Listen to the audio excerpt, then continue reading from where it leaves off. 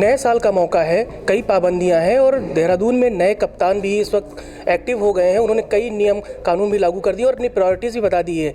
Cyber crime हो, traffic हो या और दूसरे तरीके के जो अपराध इस वक्त बढ़ रहे हैं राजधानी में, उस पर इनकी खास नज़र होगी। हमारे संग बात करने के लिए डॉक्टर रावत जी, आप नए कप्तान बन के आए, टिहरी से आए हैं, यूपी से भी आपने अपनी पुलिसिंग की शुरुआत की थी। नए चैलेंजेस हैं राजधानी देहरादून में। हाँ, निश्चित रूप से देखिए, हर जगह के अपने अलग चैलेंज होते हैं।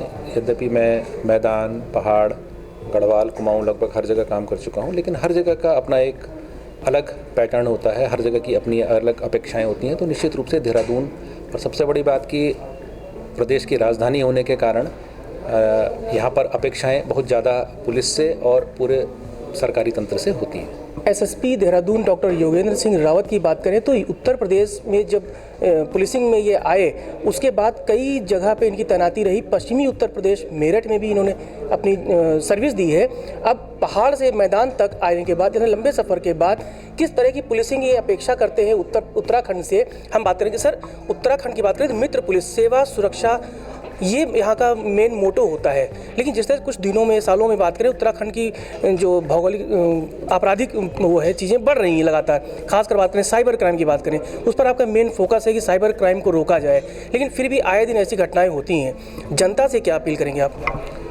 देखिए, साइबर क्राइम का सीधा संबंध इंटरनेट और कंप्यूटर के प्रसार से है। जैसे जैसे इंटरनेट का प्रसार जीवन के विभिन्न क्षेत्रों में होता रहेगा और विशेष रूप से जो आर्थिक और वित्त क्षेत्र हैं इनमें होता रहेगा, तो निश्चित रूप से जो अपराधी है वो भी उसके पीछे पीछे वहीं आएगा। इसमें यद्यपि अगर हम जो पूरे प्रोटोकॉल्स हैं, जो हमारे फाइनेंस के या जो हमारे जो ट्रांजैक्शंस के पूरे प्रोटोकॉल हैं, उसका अगर हम पालन करें तो निश्चित रूप से हमारे साथ कोई भी साइबर क्राइम नहीं हो सकता है।